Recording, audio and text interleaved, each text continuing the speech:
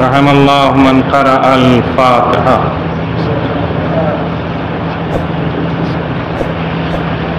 الحمد لله رب العالمين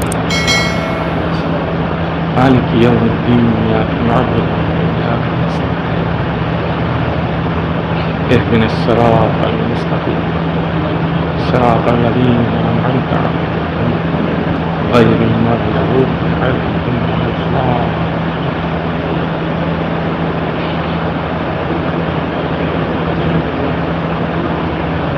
لا حول ولا قوة إلا بالله العلي العظيم. أعوذ بالله السميع العليم من الشيطان اللعين الرجيم. بسم الله الرحمن الرحيم.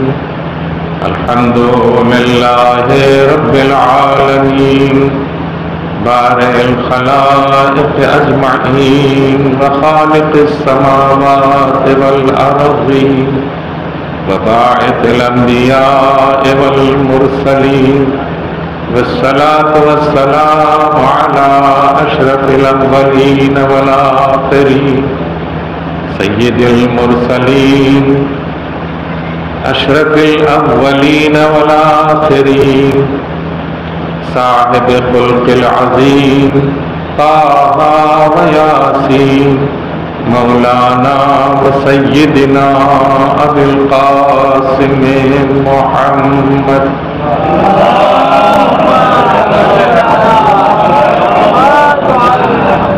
صلى الله عليه وعلى أهل بيته الطيبين الطاهرين المعصومين المنتجبين الأكرمين لا سيما على بقية الله في الأرضين. ولعنة الله على أعدائهم وقاتليهم وغاصبي حقوقهم ومنكري فضائلهم من يوم عداوتهم إلى يوم الدين. أما بعد فقد قال سبحانه تبارك وتعالى في كتابه الكريم وهو أصدق الصادقين. بسم الله الرحمن الرحيم. إنا أعطيناك الكوثر فصل لربك وانحر إن شانئك هو الأبتر. صلوات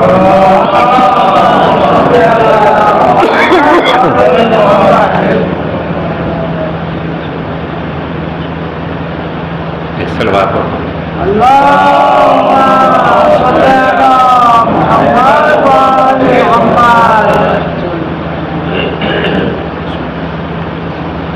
فیضان گرامی، یہ اس خمسے کی آخری مجلس ہے اور ہم یہاں امیر المؤمنین کی بارگاہ میں اور حسنین علیہم السلام کی بارگاہ میں اور خصوصیت سے امام زمانہ کی بارگاہ میں ان کی مادر گرامی اور امیر المؤمنین کی زوجہ کی شہادت کی تعزیت پیش کرنے کے لیے بیٹھے.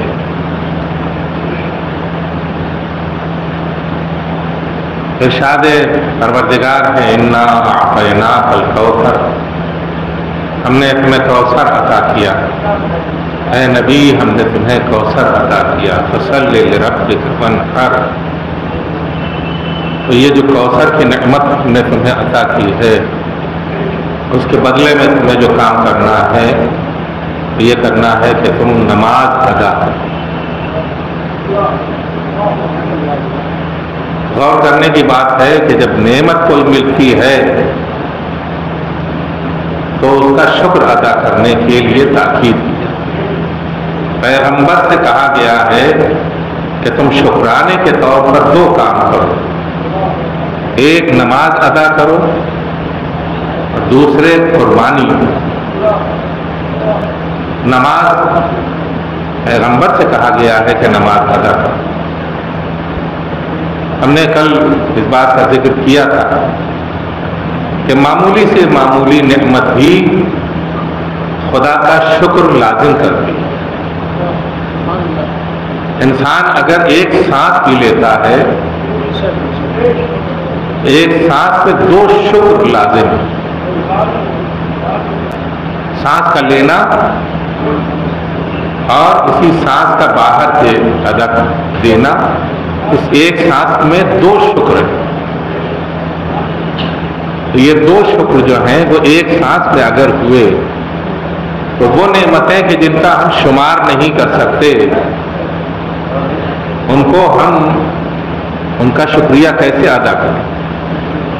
یہ غور کرنے کی بات ہے کہ پروردگار عالم فرماتا ہے وَإِن تَعُدُّوا نِعْمَتَ اللَّهِ لَا تُحْصُوهَا، اگر تم اللہ کی نعمتوں کو شمار کرنا چاہو تو انہیں شمار نہیں کر سکتے۔ قرآن کا یہ فرمان صبح قیامت تک کے لیے ہے۔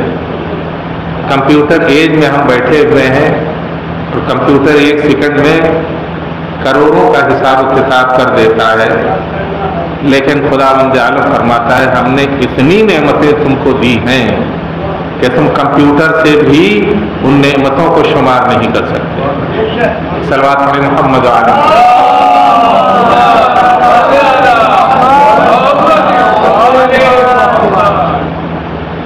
نعمتوں کو، ہماری نعمتوں کو شمار نہیں کر سکتے، تو اگر ایک نعمت کے اوپر شکر خدا ادا کرنا چاہیے تو ہم کتنا شکر ادا کریں؟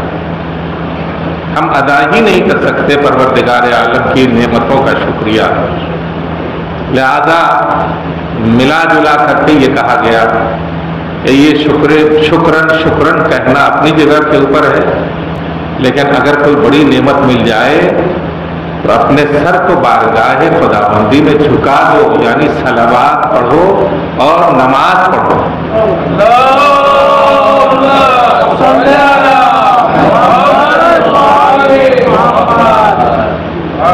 نعمتوں کے پیغمبر سے کہا جا رہا ہے کہ یہ نعمت جو تمہیں دی گئی ہے اس کے لیے دوہری تمہیں گویا دوہرا انداز اختیار کرنا چاہیے۔ ایک تو نماز پڑھنی چاہیے اور ایک قربانی کرنی چاہیے۔ کل اشارہ کیا تھا کہ قربانی 2 طرح کی ہوتی ہے، ایک ذبح کیا جاتا ہے جانور کو اور ایک نحر کیا جاتا ہے جانور کو۔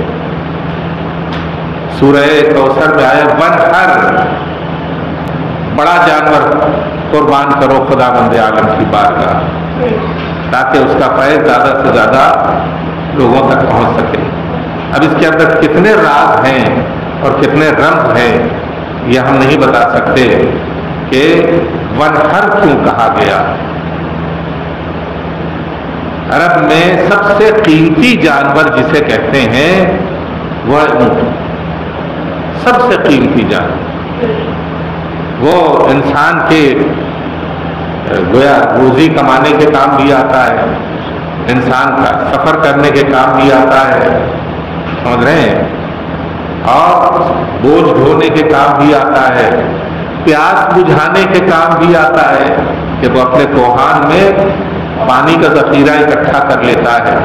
جب انسان صحرا میں جاتا ہے تو اس سے پانی نکال کر کے پیتا ہے، زخمی کرتا ہے اس کو، پانی نکلتا ہے وہاں سے اور وہ پیتا ہے، اور پھر بہت سارے فائدے ہیں اس کے، یعنی قربان کر کے اس کا گوشت بھی کھاتا ہے۔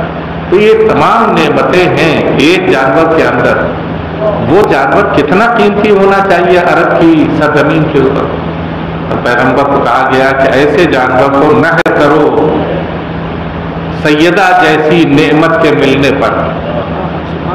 تو صلوات پڑھیں محمد علیہ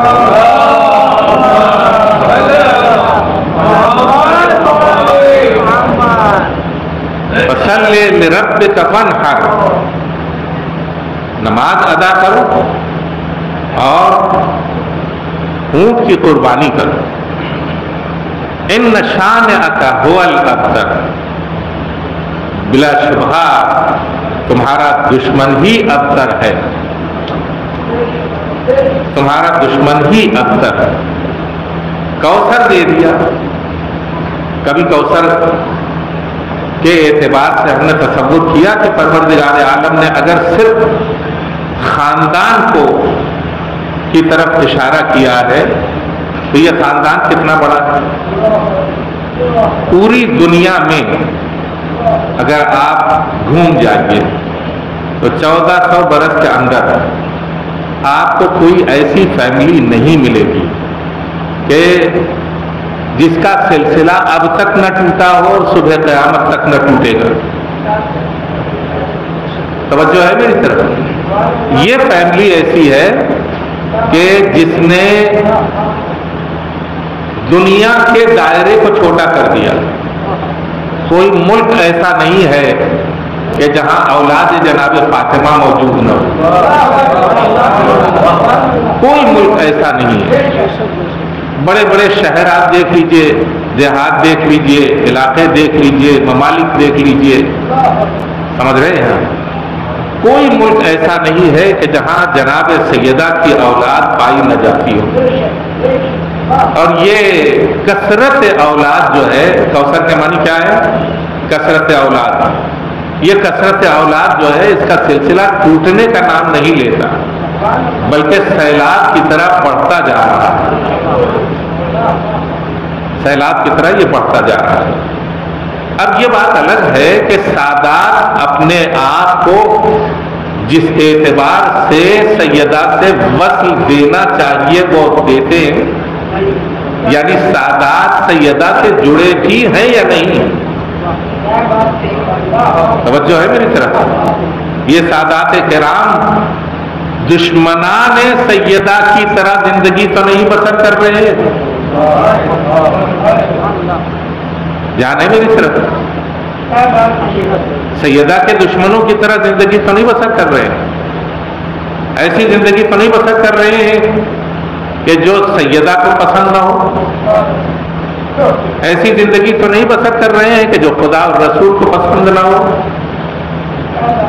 ایسی زندگی تو نہیں بسر کر رہے ہیں کہ جس کے اوپر ہم یہ کہتے ہیں کہ فلاں نے ہمارا کھیت چھین لیا، فلاں نے ہمارا باغ چھین لیا، فلاں۔ ظاہر ہے کہ بھائی بھائی ہے، یہ بھی سیدہ کی اولاد میں سے، یہ بھی سیدہ کی اولاد میں سے۔ تو اب ہم یہ کہتے ہیں کہ جنہوں نے فدق چھینا ہے ان کے اوپر اللہ کی لعنت ہو۔ ہم اپنی زندگی میں کتنے چھوٹے موٹے فدق ایک دوسرے سے چھینتے رہتے ہیں، لیکن یہ نہیں سوچتے کہ ہم اسی لعنت میں گرفتار ہوتے جا رہے ہیں۔ صلوات پڑھیں محمد والے۔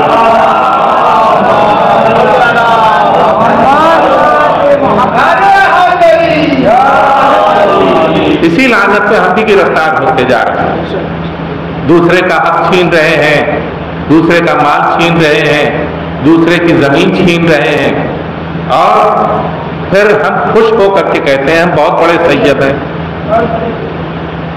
سمجھ رہے ہیں آپ؟ ہم بہت بڑے مومن ہیں، کیوں؟ اس لیے کہ ہم سیدہ کی اولاد میں سے ہیں، فاطمہ زہرا سلام اللہ علیہا کی اولاد میں سے ہیں۔ کیا یہ دیکھیے اس میں مسئلہ جو ہے وہ یہ ہے کہ قرآن نے ایک سنت ہمیں بتا دی۔ آیا جناب نوح کا بیٹا تھا کہ نہیں؟ جناب نوح کا بیٹا تھا کہ نہیں ہے؟ غرق ہونے کے بعد بھی جناب نوح کا بیٹا تھا۔ آ رہی بات سمجھ میں؟ جب وہ غرق ہو رہا تھا تو جناب نوح نے یہ کہا تھا یا بنیا ارکم معنا، اے میرے بیٹے، پیارے بیٹے، کشتی میں سوار ہو جاؤ، آج کوئی چیز تمہیں بچانے والی نہیں ہے، یہی کشتی ہے جو تمہیں بچائے گی، یہی کشتی ہے جو تمہیں بچائے گی۔ تو اس نے یہ کہا کہ پہاڑ ہمیں بچا لے گا، پہاڑ کی بلندی کے اوپر چلا گیا، پہاڑ بھی چھوٹا ہو گیا، اس میں سیلاب نے اس کو غرق کر دیا۔ تو جناب نوح نے فریاد کی، پالنے والے ان نبنی من اہلی، پالنے والے میرا بیٹا میرے اہل سے ہے، کیا فرمایا؟ میرا بیٹا. توجہ کی نہیں؟ جناب نوح کہہ رہے ہیں کہ یہ میرا بیٹا، اور یہ بھی کہہ رہے ہیں تمہارے اہل سے ہے، نہیں ہے، میرے اہل سے ہے. ان نبنی من اہلی، میرا بیٹا میرے اہل سے ہے. اور جواب کیا دیا جا رہا ہے؟ انہو لیس من اہلک، یہ تمہارے اہل سے نہیں ہے. سمجھ رہے ہیں؟ یہ نہیں کہا کہ تمہارا بیٹا نہیں ہے، یہ نہیں کہا کہ تمہارا بیٹا نہیں ہے، یہ کہا کہ تمہارے اہل سے نہیں ہے.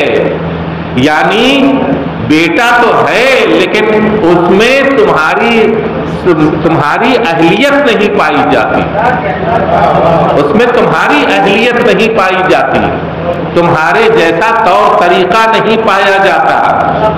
تو جو ہم اہل بیت میں سے اگر ہو اور اہل بیت کا طور طریقہ نہ رکھتا ہو تو کہیں ایسا نہ ہو کہ خداوند عالم یہ کہہ دے کہ تم سیدہ کی اولاد میں سے تو ہو لیکن ان کے اہل میں سے نہیں ہو. صلوات پڑھیں محمد و آل محمد.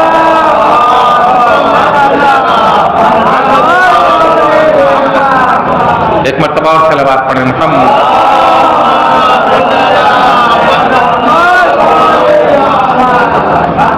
ان کے اہل میں سے نہیں. یہ تاریخ ہے قرآن کی، اور یہ ایک نذیر ہے جو جناب نوح کے زمانے میں پیش کر دی گئی. کیسے یہ نااہل کیسے ہوا؟ اس لیے نااہل ہوا کہ اس نے کشتی نوح میں آنے سے انکار کر دیا. توجہ ہوئی؟ اس نے کشتی نوح میں آنے سے انکار کر دیا جو نجات دینے والی تھی، جو نجات دینے والی تھی اس کشتی میں آنے سے انکار کر دیا. خداوند عالم نے یہ فرمایا یہ تمہارے اہل سے نہیں ہے. تو اب اگر ہم جناب نوح کی کشتی تو نہیں ہے ہمارے زمانے میں، حدیث میں ہم سے یہ کہا گیا ہے مثل اہل بیتی کمثل سفینۃ نوح، میرے اہل بیت کی مثال سفینہ نوح کی مثال کی جیسی ہے، سفینہ نوح کے جیسی ہے. جو اس میں سوار ہوا اس نے نجات پا لی، جو اس سے دور ہو گیا وہ غرق ہو گیا، ہے نا. تو جو اس میں سوار ہوا کا مطلب کیا ہے؟ جو اس میں سوار ہوا کا مطلب یہ ہے کہ کشتی علامت ہے، کشتی ایک علامت ہے. سوار ہونا اس کشتی میں علی کا پیرو ہونا ہے، علی کے نقش قدم پہ چلنا ہے، زہرا کے نقش قدم پہ چلنا ہے، حسین کے نقش قدم پہ چلنا ہے.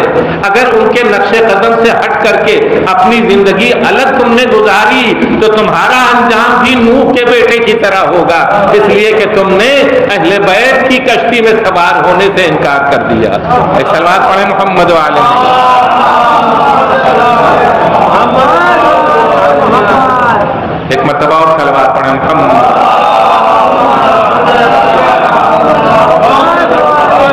آیا ہم اپنی زندگی میں اہل بیت کی کشتی میں سوار ہیں یا نہیں ہیں؟ اپنی زندگی میں اہل بیت کی کشتی میں سوار ہیں کہ نہیں؟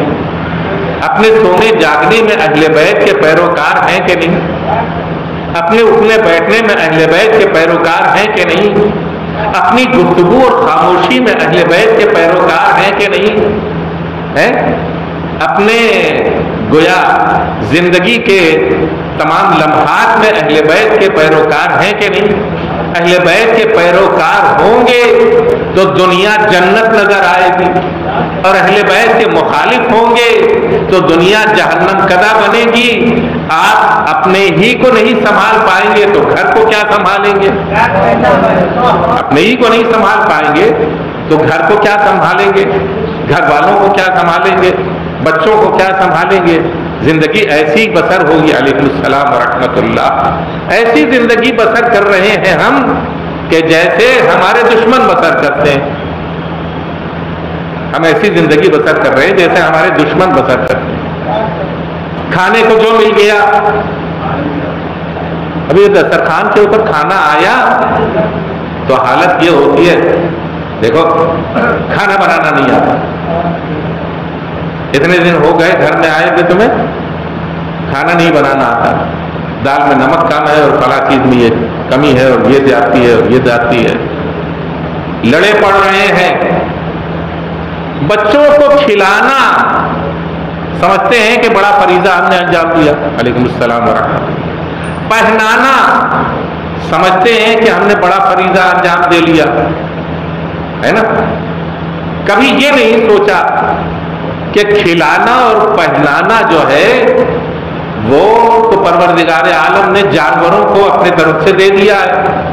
اب تم سے یہ کہا ہے کہ تم کھلا پہنا لو، تو اب تمہارا بھی کام جو ہے وہ یہ ہے کہ جو زمانے کا فیشن ہے وہ کھلاتے ہو، بچہ مریض ہو جاتا ہے تو ڈاکٹر کے پاس جاتے ہو، جو پہناتے ہو وہ زمانے کے فیشن کے مطابق ہے تو زیادہ پہنا رہے ہو، جتنا پہناتے جاتے ہو اتنا برہنہ کرتے جاتے ہو۔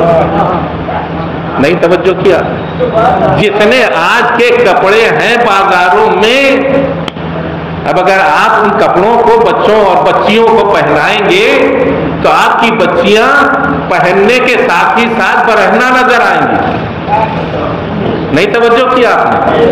ایسے کپڑے ہیں بازار میں کہ نہیں؟ بڑی بڑی کمپنیاں ہیں یہودیوں کی، حتیٰ پینٹاگون بھی جو ہے اس میں ایک ڈپارٹمنٹ ہے کہ جو فیشن کے نام پر کپڑوں کی تراش کرتے ہیں اور انہیں بازاروں میں لے آتے ہیں اور انہیں فیشن کے نام پر بازاروں میں مہنگے داموں میں بیچتے ہیں، اور تو اور جب اچھے خاصے کپڑے بنا لیتے ہیں تو جگہ جگہ سے انہیں پھاڑ دیتے ہیں اور ان کی قیمت بھی دگنی کر دیتے ہیں، اور فیشن کے نام کے اوپر ہمارے بچے انہیں پہنتے ہیں اور شان دکھاتے ہیں کہ یہ نیا فیشن آیا ہے کہ پہنو بھی اور ننگے بھی رہو۔ ایک سلوات پڑھیں محمد وآلہ محمد۔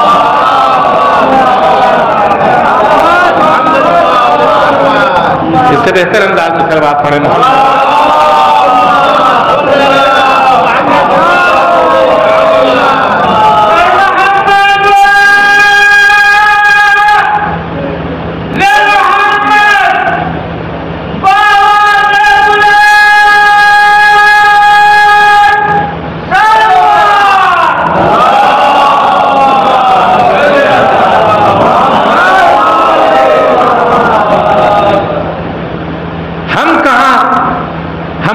طرز زندگی کہاں اور آل محمد کا طرز زندگی کہاں؟ وہ کھلاتے بھی ہیں اپنے بچوں کو اور یہ تربیت بھی کرتے ہیں کہ اگر کوئی سائل دروازے کے اوپر آ جائے تو اپنے سامنے کی روٹی اٹھا کر بزرگوں کی طرح بچے بھی سائل کی جھولی میں ڈال دیں، اور یہ طریقہ بتا رہا ہے کہ اہل بیت کس منزل کے اوپر ہیں کہ جیسے وہ عمل کرتے ہیں ویسے ہی ان کے بچے عمل کرتے، ویسے ہی ان کے بچے عمل کرتے۔ کہیں لباس پہننے کی نوبت آئے تو لباس پہنتے ہیں، اور لباس خیرات کرنے کی نوبت آئے تو سخت سے سخت مرحلے میں لباس خیرات بھی کر دیتے ہیں۔ ایک بیوی اپنے شوہر کے گھر آئی ہے، ایک لباس اسے باپ نے دیا ہے اور اس لباس کو پہن کر کے وہ اپنے شوہر کے گھر آئی ہے، یعنی جناب فاطمہ زہرا سلام اللہ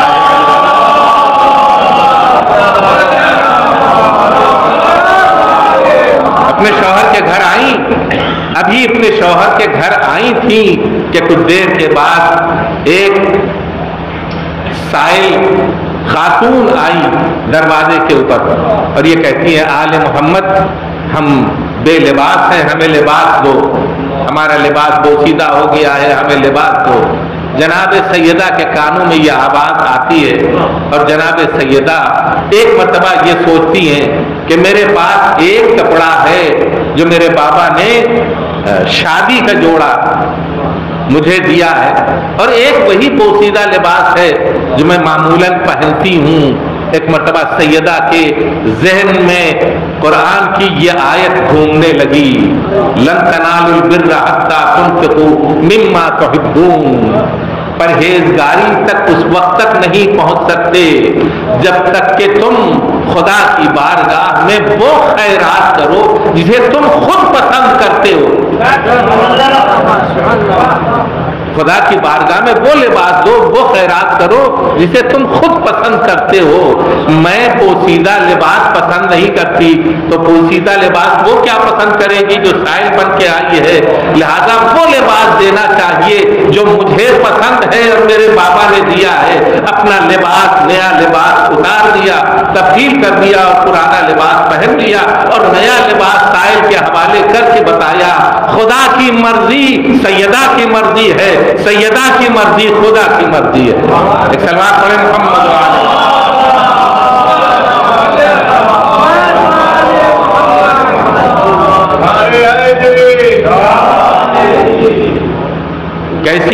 کیسا یہ گھرانہ، کیسے ہم لوگ ہیں. ہم لوگ کیسے ہیں؟ ہم لوگ جو ہیں وہ اول تو یہ کہ عجیب و غریب صورتحال ہے. گھروں میں صندوق ہیں اور الماریاں ہیں. متوسط سے نیچے بھی، عام لیول سے نیچے بھی لوگ جو ہیں ان کے گھروں میں ایک ایک آدمی کے پاس 12 15 جوڑے کپڑے موجود ہوتے ہیں. اور اگر خواتین کے کپڑوں کا جائزہ لیا جائے تو ان کی تعداد جو ہے وہ دگنی ہو جاتی ہے. کیسے دگنی ہو جاتی ہے؟ اس لیے کہ سال میں اگر 10 شادی میں شرکت کرنے کا موقع آئے تو یہ شکوہ کیا جاتا ہے ابھی تو یہ شادی جو ہوئی تھی اس میں یہ کپڑا پہن کے گئے تھے. اب اگر یہی کپڑا پہن کے جائیں گے تو لوگ کیا کہیں گے؟ دیکھ رہے ہیں لوگ کیا کہیں گے. لہذا آپ جائیے بازار سے میرے لیے نیا جوڑا لے کے آئیے تاکہ میں شادی میں پہننے کے لیے پہن کے جاؤں. سمجھ رہے ہیں؟ خیریت یہ ہے کہ صرف کپڑے کا بعض خواتین خیال رکھتی ہیں، مطلب کہتی ہیں، اور وہ جو اس کے ارد گرد کی چیزیں ہوتی ہیں ان کا تو شماری نہیں ہے نا. تو ان کی تعداد بہت زیادہ ہو جاتی ہے. یہ کپڑے رکھے ہوئے ہیں. بعض کپڑے ہمارے گھروں میں رہتے ہیں جن کے اوپر خمس واجب ہو جاتا ہے اور ہمیں احساس ہی نہیں ہوتا کہ خمس واجب ہو گیا، اور ہم وہی کپڑا حرام پہن رہے ہیں اور نماز کے لیے کھڑے ہو رہے ہیں. اور پھر اپنی نماز کے لیے کہتے ہیں کہ صاحب ہم نماز اشرف بھی پڑھتے ہیں اور یہ بھی کرتے ہیں اور وہ بھی کرتے ہیں. میاں تم نے اس لباس کا خمس تو ادا نہیں کیا جسے سال بھر اپنے گھر میں رکھے ہوئے تھے، یوں ہی رکھے ہوئے تھے. سال بھر اپنے گھر میں یوں ہی رکھے ہوئے تھے، پہنا نہیں تم نے، اس کے اوپر خمس واجب ہو گیا. خمس واجب ہو گیا. اب جو خمس واجب ہو گیا، اگر خمس نکال کر کے پہن رہے ہو تو نماز صحیح ہے، اور اگر خمس نکالے بغیر تم نے پہن لیا اور نماز پڑھنا شروع کی تو نماز بھی باطل ہے. اور جب تک کہ وہ لباس تمہارے جسم کے اوپر رہا ہے، حرام جسم کے اوپر لباس رہا ہے، جسم کے اوپر حرام لباس رہا ہے. یہ سوچنے کی باتیں ہیں، غور کرنے کی باتیں ہیں. کوئی ممبر سے بتاتا ہے کہ نہیں ممبر اسی کے لیے، ممبر اسی کے لیے ہے، کوئی ممبر سے یہ بات بتاتا ہی نہیں. اب ایک گیئر اور بدلنا چاہتا ہوں، اور وہ یہ کہ بہت توجہ سے سنیے گا. ہم نے اپنے بچوں کو طہارت، اپنے بچوں اور بچیوں کو کتنی طہارت سکھائی ہے. حتیٰ ہم نے اپنے بچوں کو صحیح آبدست لینا نہیں سکھایا. صحیح آبدست لینا نہیں سکھایا.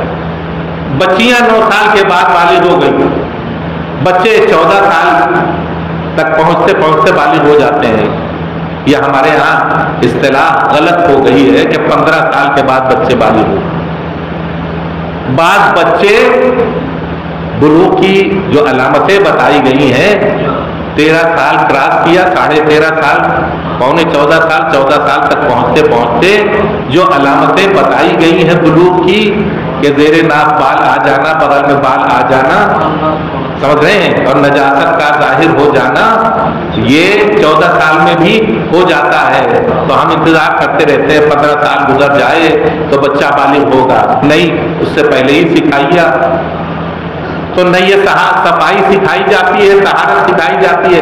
جب صحیح عادت لینا نہیں سکھایا جاتا تو غسل نہیں سکھایا جاتا. اور بچے کو اسکول کے بعد کالج بھیج دیا جاتا ہے.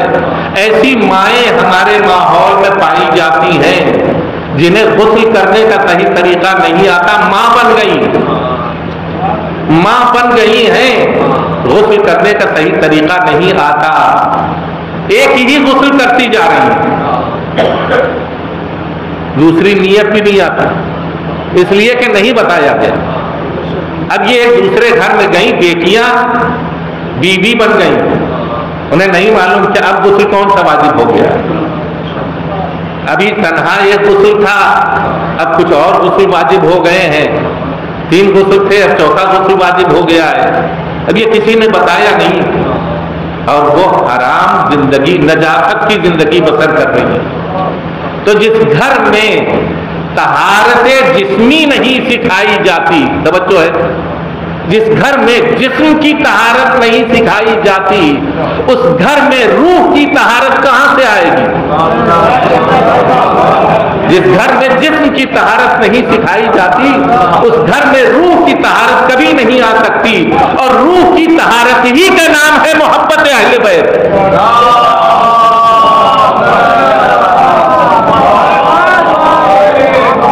روح کی طہارت کا نام ہے محبت اہل بیت. محبت اہل بیت زبان سے تو آ جائے گی، لیکن دل میں اثر انداز اسی وقت ہوگی جب انسان ظاہری اعتبار سے بھی طاہر ہو اور باطنی اعتبار سے بھی طاہر ہو. ایک سلوات پڑھیں محمد و آل محمد.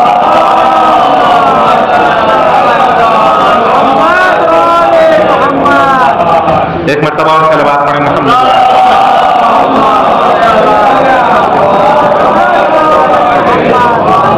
لہذا جہاں جہاں بھی اس طرح کی بستیاں ہیں یا اس طرح کا کمپاؤنڈ ہے کہ جہاں بچے پڑھ سکتے ہیں، بچیاں پڑھ سکتی ہیں، ماں باپ جو ہے وہ اسکول کی تعلیم دینے کے ساتھ ساتھ یہ تعلیم واجبی طور سے دے دیں کہ بچے، یہ ساری چیزیں جو ہیں وہ کس لیے ہیں.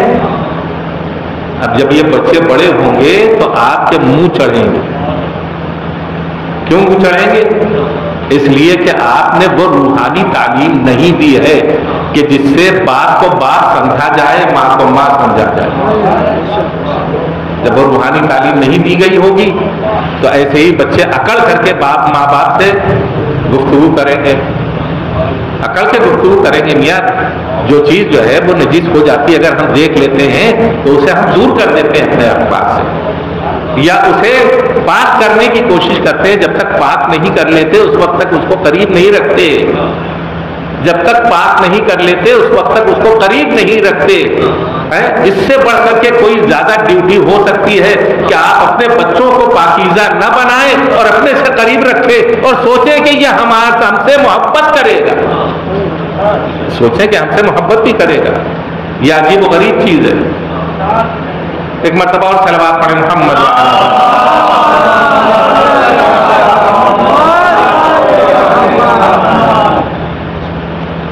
دیکھیے ہمیشہ اس بات کی کوشش رہنی چاہیے کہ اہل بیت کا تذکرہ صرف اور صرف اس اعتبار سے سننا کہ وہاں جس مجلس میں ہم بیٹھتے ہیں اس مجلس میں نعرے زیادہ لگتے ہیں.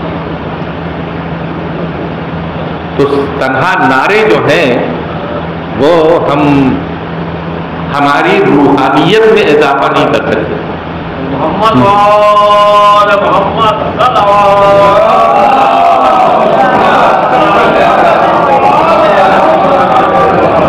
نعرے جو ہیں وہ مولا کائنات کے لیے لگائے جاتے ہیں. بڑا روحانی نام ہے، لیکن طرز اس کا جو ہے ہمارا جو ہم نے انداز اختیار کر رکھا ہے وہ نامناسب ہے. مطلب یہ ہے کہ ہم نعرہ لگا رہے ہیں اور نعرہ لگانے کے ساتھ کوئی بیچ میں بول رہا ہے، جو نہ بولے اس پر نعرے حیدری حیدری اور بلند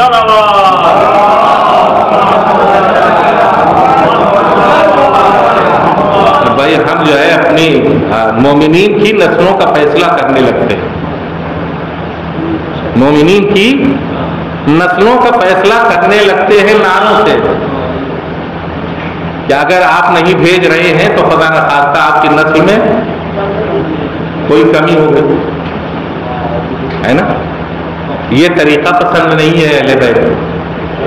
اہل بیت نہیں بلکہ قرآن کریم نے یہ بتایا ہے کہ ان اللہ و ملائکتہ یصلون علی النبی یا ایھا الذین آمنوا صلوا علیہ وسلموا تسلیما.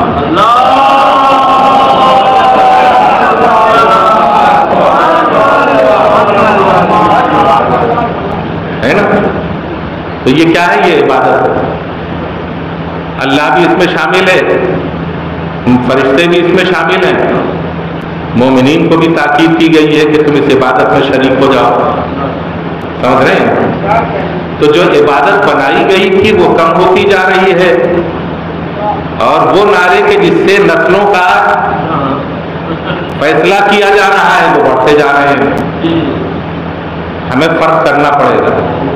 ہمیں عبادت زیادہ اپنانی پڑے گی اور نسلوں کا فیصلہ کم کرنا پڑے گا. ایک سلوات پڑھے محمد والا.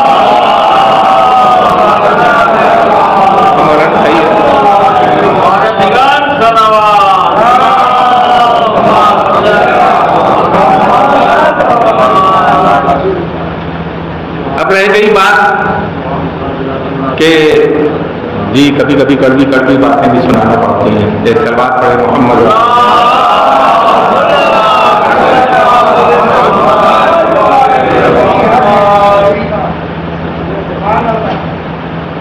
جناب فاطمہ زہرا سلام اللہ علیہا اپنے شوہر کے گھر تشریف لائیں.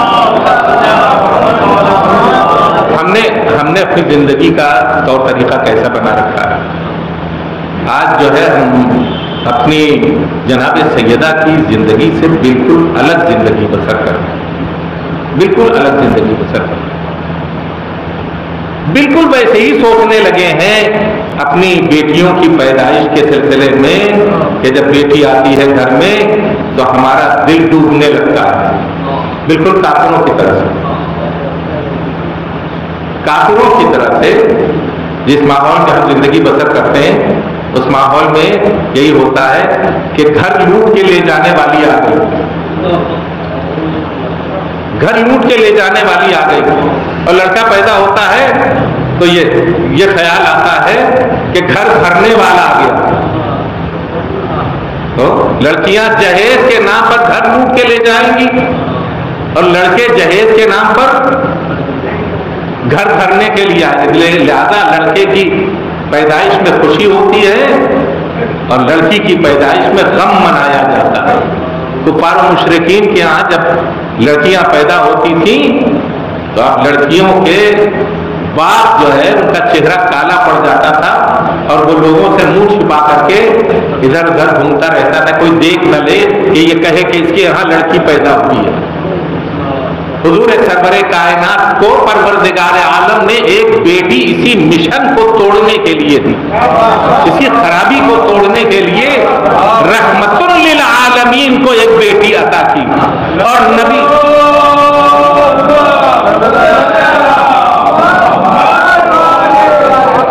اور جب یہ بیٹی عطا کر دی پروردگار عالم نے, یعنی رحمت کے گھر رحمت آئی ہے. تو آپ یہ سوچئے کہ رحمت کے گھر کیسی رحمت آئی ہوگی جو اس سے افضل ہونی چاہیے کہ نہیں. یہ تنہا ہے رحمت للعالمین. سیدہ جب آئی ہیں تو اپنے ساتھ 11 رحمتیں لے کر کے آئی, 11 نعمتیں لے کر کے آئی, 11 حجتیں لے کر کے آئی, 11 امام لے کر کے آئی. اور یہ سب کے سب جناب فاطمہ زہرا سلام اللہ علیہا کی برکت سے.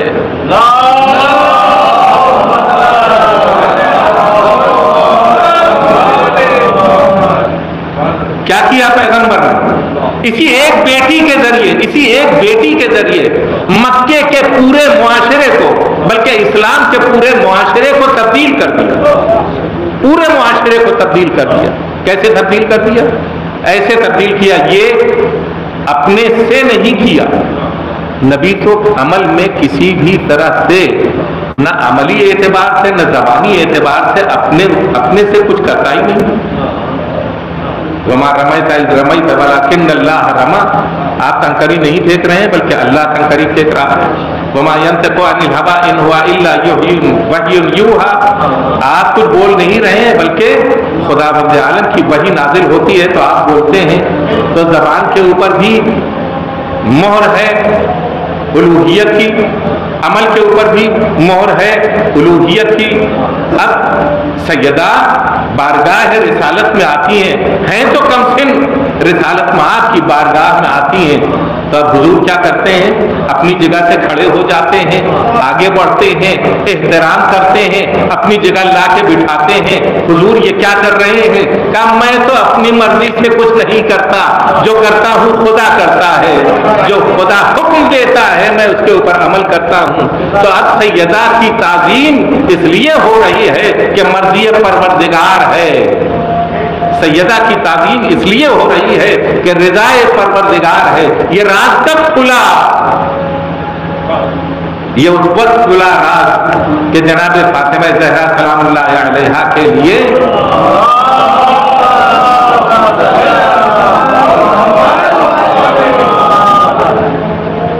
پیغمبر اکرم صلی اللہ علیہ وآلہ وسلم نے یہ فرمایا ان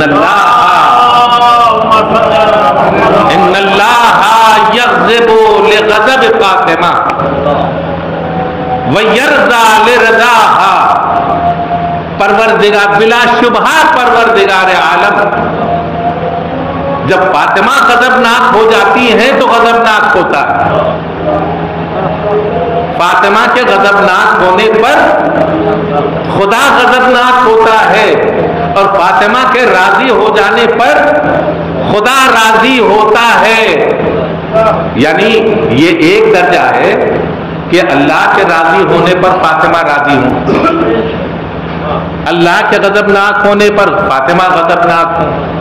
یہ ایک معمولی درجہ ہے، لیکن وہ عالی درجہ جو فاطمہ کو قدرت نے عطا کیا ہے وہ یہ ہے کہ فاطمہ غضبناک ہوتی ہیں تو خدا غضبناک ہوتا ہے، اور فاطمہ راضی ہوتی ہیں تو خدا راضی ہوتا ہے. اب جس سے فاطمہ راضی ہو جائے انہیں 1400 برس سے لے کر آج تک رضی اللہ رضی اللہ رضی اللہ اللہ کہا جائے، اگر ایک فاطمہ راضی نہ ہوئی تو خدا بھی راضی نہیں ہوگا. ایک صلوات پڑھیں محمد و آل محمد.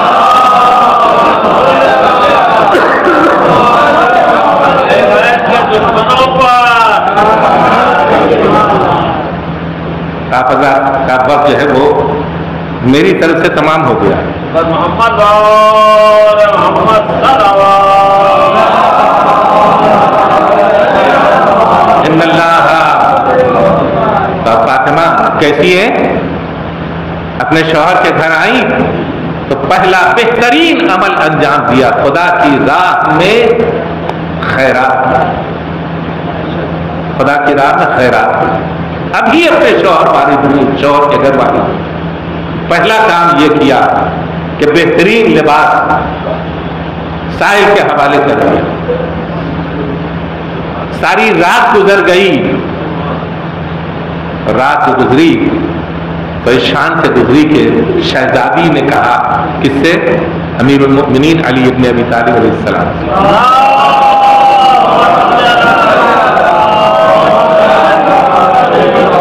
ابو الحسن ہماری زندگی کی بہترین رات ہے، ہم دونوں کی زندگی کی یہ پہلی رات ہے اور بہترین رات ہے. ہم نے کہا تربیت سیکھی ہے. فرماتی ہیں ہماری یہ زندگی کی بہترین رات ہے کہ جس میں ہم اس وقت بسر کر رہے ہیں. ہم اپنی زندگی کی وہ جو سہاگ رات کہلاتی ہے نا ہندوؤں میں، ہم نے بھی اسی کو اپنا لیا ہے نا. اس رات میں ہم کیا کر رہے ہیں؟ آیا خدا ہم سے قریب رہتا ہے یا ہم خدا سے قریب رہتے ہیں یا دور رہتے ہیں؟ اور کس حد تک خدا سے قریب رہتے ہیں اور کس حد تک یہ شکرانہ ادا کرتے ہیں کہ خدا نے ہمیں با ایمان زوجہ عطا کی، مومنہ عطا کی. کبھی یہ تصور کیا؟ کبھی ہم نے سجدہ شکر ادا کیا؟ ایک رسم ہو گئی ہے کہ بیوی کے آنچل کے اوپر نماز پڑھی جائے. صلوات پڑھیں محمد علیہ.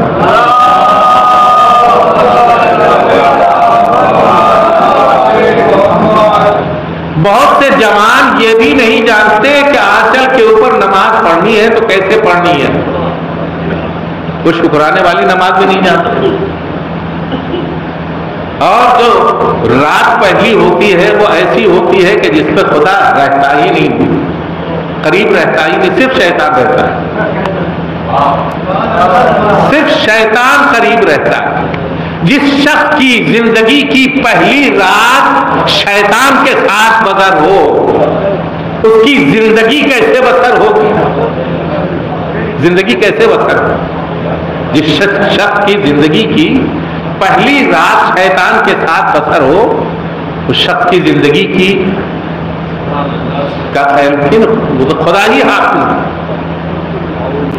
اور اگر اس نے اپنی زندگی کی پہلی رات خدا کے لیے بسر کی, ہم یہ بھی تو نہیں جانتے کہ شادی عبادت ہے.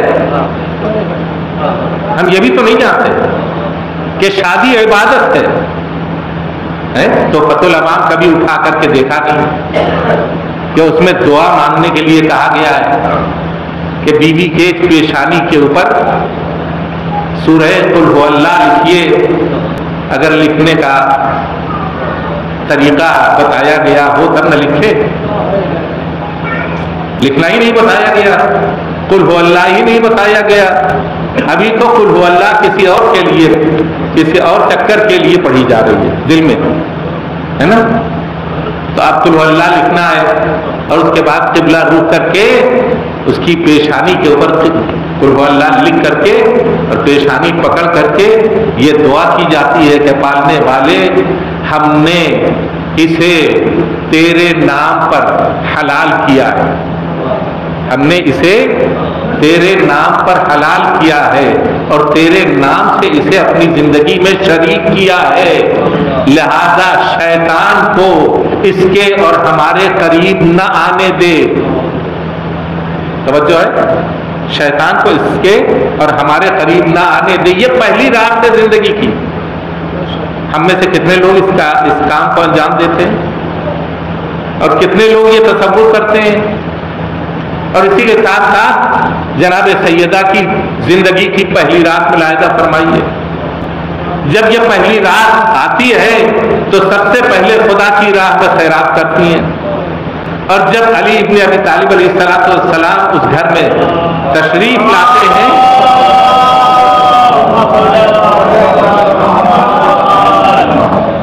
تو آپ فرماتی ہیں یا علی, یہ ہماری زندگی کی بہترین رات ہے, یہ ہم دونوں کی زندگی کی بہترین رات ہے. یا علی, اس رات کو عبادت خدا میں بسر ہونا چاہیے, عبادت خدا میں بسر ہونا چاہیے. اور اس کے بعد جب صبح کے وقت پیغمبر اکرم صلی اللہ علیہ وآلہ وسلم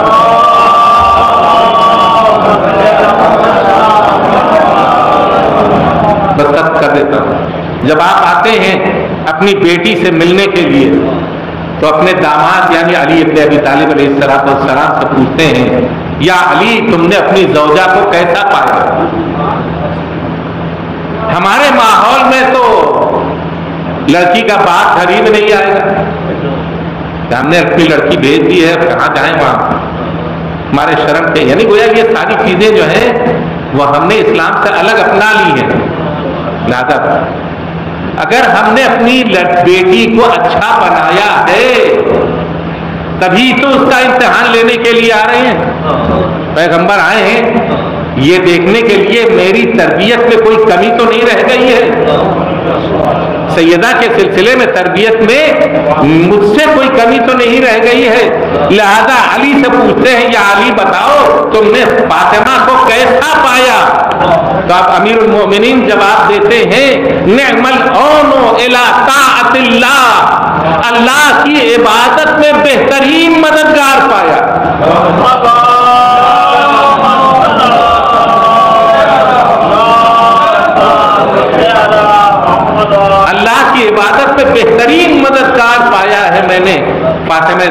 یعنی اپنی زوجہ کو، کسی اور مقصد کے لیے نہیں ہے۔ دوسرے دن جب دلہنیں تیار ہوتی ہیں اور لوگ پوچھتے ہیں کہ بھئی کیسی ہو، کیسی ہے، کیسی ہے، تو عورتیں بھی تبصرہ کرتی ہیں اور مرد بھی جو عزیز قریب ہوتے ہیں وہ جب دیکھتے ہیں تو تبصرہ کرتے ہیں، بہت خوبصورت ہے، اور اس پر رنگ گورا ہے، اور کیا ہے، اور یہ ہے، وہ ہے۔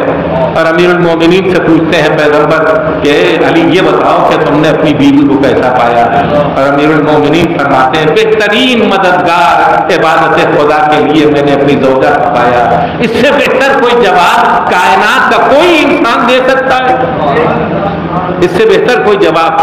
علی مددگار کائنات ہیں، علی مددگار کائنات ہیں، لیکن عبادت کی منزل میں علی خود کہہ رہے ہیں فاطمہ عبادت میں میری مددگار، فاطمہ عبادت میں میری مددگار ہیں۔ یہ ہے فاطمہ کا کردار اور یہ ہے فاطمہ کی عظمت۔ ایک صلوات پڑھیں محمد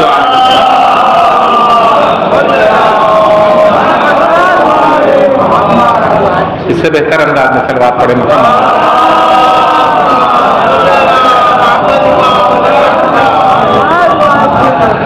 ماحول اور معاشرے کی شناخت اگر کسی بھی معاشرے میں رہنے والی رہتی ہو، اس کے لیے یہ بھی فرض ہوتا ہے کہ وہ معاشرے کی شناخت رکھتی ہو۔ فاطمہ معاشرے کی شناخت رکھتی تھی، جس سماج میں وہ زندگی بسر کر رہی تھی اس سماج میں اس سماج کی شناخت بھی رکھتی تھی، اور اس شناخت کا اظہار کہاں کیا؟ وصیت میں کیا، وصیت میں کیا، اور وہ بھی اس طرح سے کیا یا علی مجھے رات کی تاریکی میں غسل دیجیے گا، رات کی تاریکی میں کفن پہنائیے گا، مجھے رات کی تاریکی میں دفن کیجیے گا۔ اور یہ معاشرے کی شناخت ہے کہ فاطمہ اس معاشرے کو پسند نہیں کرتی، اس سماج کو پسند نہیں کرتی، حتیٰ سماج ہی کو پسند نہیں کرتی تھی، سماج کے لوگوں کو بھی پسند نہیں کرتی تھی۔ اور فرمایا دیکھیے فلاں فلاں کو میری جنازے میں شریک نہ ہو۔ یہ معاشرے کی شناخت، سماج کی شناخت۔ بیزار تھی ان لوگوں سے کہ جو خدا سے بیزار تھے، محبت کرتی تھی ان لوگوں سے کہ جو خدا سے محبت کرتے تھے۔ وقت نہیں ہے کہ یہ بتاتا کہ یہ 18 سال کی اتنی کم سن محترمہ مقدرہ جناب سلمان، جناب ابوذر اور جناب جابر بن عبداللہ انصاری جیسے بزرگ اصحاب کرام کی استاد بھی رہی ہیں، استاد رہی ہیں۔ وقت نہیں ملا کسی موقع کے اوپر آپ کی خدمت میں عرض کریں۔ جب علی غسل دیتے دیتے علی کا ہاتھ وہاں پہنچا جہاں پسلیاں ٹوٹ چکی تھیں، تو علی چیخ کر کے روئے۔ غسل کے بعد سلمان نے پوچھا آقا آپ کو اتنا بے چین ہوتے ہوئے روتے نہیں دیکھا، آخر کیا وجہ ہو گئی کہ آپ اتنا تڑپ کے روئے؟ فرمایا سلمان کیا پوچھتے ہو، سیدہ اس دنیا سے چلی گئی، مجھ سے اپنے پہلو کا درد چھپا گئی، مجھ سے اپنے پہلو کا درد بھی نہیں بیان کیا۔ عزیزو یہ مقدرہ ان کا معمول تھا کہ تو یہ بھی معلوم تھا کہ اس وقت میرا شوہر میں گھر میں داخل ہونے والا ہوتا ہے، تو عام حالات میں سیدہ اپنے سارے کام کرنے کے بعد دروازے کے اوپر آ کے کھڑی ہوتی تھی اور اپنے شوہر کا استقبال کرتی تھی، سلام کرتی تھی، اپنے شوہر کا استقبال کرتی تھی۔ لیکن جب سے آپ کا پہلو ٹوٹا تھا، آپ نے فضا سے یہ کہہ رکھا تھا کہ مجھے سہارا دے کے دروازے کے اوپر لا کے کھڑا کرو، اس لیے کہ میرے شوہر کے آنے کا وقت ہو گیا ہے، میرے شوہر کے آنے کا وقت ہو گیا ہے۔ کہیں علی کو یہ احساس نہ ہونے پائے کہ سیدہ کا پہلو ٹوٹا ہوا ہے۔ جزاکم ربکم، یہ وہ بے چینی تھی کہ جو علی کو ساری زندگی ستاتی رہی کہ فاطمہ، اسی لیے جب قبر میں اتارا ہے جناب فاطمہ زہرا کو تو رسول خدا کی قبر کی طرف اشارہ کر کے کہا یا رسول اللہ ان سے اصرار کر کے پوچھئے گا کہ امت نے ان کے اوپر کتنے مظالم رکھے۔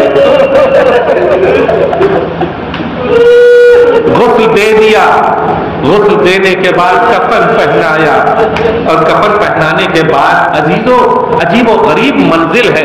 فاطمہ مدینے میں رحلت کر رہی ہیں، فاطمہ کی شہادت مدینے میں ہو رہی ہے، بچے چھوٹے چھوٹے ہیں، اور بچوں سے یہ کہہ دیا ہے بچوں زور سے نہ رونا، اس لیے کہ نامحرم گھر کے بغل میں ہیں، انہیں خبر نہ ہونے پائے کہ تمہاری ماں اس دنیا سے چلی گئی۔ سسکیوں میں حسن حسین روتے رہے، زینب و ام کلثوم سسکیوں میں روتی رہی، اس لیے کہ نامحرموں کو خبر نہ ہونے پائے۔ عزیزو ایسے میں جب جناب امیر المومنین نے اپنی زوجہ کو کفن پہنا دیا تو بچوں سے یہ کہا بچوں آؤ اپنی ماں کو آخری مرتبہ رخصت کر لو۔ بچے آئے اور آنے کے بعد لپٹ کر کے رونا چاہا۔ امام حسن اور امام حسین علیہ السلام آگے بڑھے، ایک مرتبہ امیر المومنین فرماتے ہیں میں نے دیکھا فاطمہ کی چیخ کی آواز بلند ہوئی، پردے کفن ٹوٹ گئے اور دو ہاتھ فاطمہ نے برآمد کیے اور اپنے دونوں بیٹوں کو اپنے سینے سے لگا لیا۔ یہ بچے رونے لگے، گریہ کرنے لگے۔ عجب نہیں کہ فرشتوں نے آواز دی ہو یا علی ان بچوں کو آہستہ سے جدا کر دیجیے اپنی ماں سے۔ بچوں کو علی نے کتنے پیار سے علیحدہ کیا ہوگا، یہ دنیا جانتی ہے ماں سے کتنے پیار سے حسین کو جدا کیا ہوگا۔ یہ سب کو معلوم ہے کہ باپ شفیق تھا اور ماں بھی مہربان تھی، لیکن ایک 4 برس کی کم سن بچی اپنے ٹکڑے ٹکڑے بابا کے لاشے سے لپٹی ہوئی بیان کر رہی ہے، باپ سے لپٹی ہوئی ہے کربلا کے میدان میں، اسے کوئی تسلی دینے والا نہیں، آہستہ سے جدا کرنے والا نہیں، ظالم شر لہراتا ہوا تازیانہ لے کے آتا ہے اور کمسن سکینہ پر وہ مصیبت جاتا ہے کہ بچی تڑپ کے اپنے باپ کے لاشے سے جدا ہو جاتی ہے۔ فَسَيَعْلَمُ الَّذِينَ ظَلَمُوا أَيَّ مُنقَلَبٍ يَنقَلِبُونَ إِلَىٰ الزَّهْرَاءِ وَأَبِيهَا وَبَعْلِهَا وَبَنِيهَا وَالسِّرِّ الْمُسْتَوْدَعِ فِيهَا بِعَدَدِ مَا أَحَاطَ بِهِ عِلْمُهُ۔ پروردگارہ ہماری اس مجلس کو اپنی بارگاہ میں قبول کرنا، نیک اعمال کی توفیق کرنا، برے اعمال سے محفوظ رکھنا۔ پروردگارہ اپنے بچوں کی تربیت کی توفیق عطا کرنا۔ پروردگارہ نیک اور صالح اولاد ہماری گود میں دے۔ پروردگارہ حق محمد و آل محمد ہمیں اتنی قوت عطا فرما کہ ایسے بچوں کی پرورش کریں جو امام زمانہ کے سپاہی قرار پائیں۔ پروردگارہ حق محمد و آل محمد باعمل علماء اعلام راضی اعظام رہبر انقلاب کو حفظ امان میں، لشکر اسلام کو سربلندی عطا کرے، لشکر کفر و نفاق کو نیز کو نابود کرے، امام زمانہ کے ظہور میں تعجیل کرے اور ہم سب کو ان کے جانثاروں میں شامل کرے۔ ربنا تقبل منا انک انت السمیع العلیم بحق محمد و آلہ الطاہرین۔ ماتم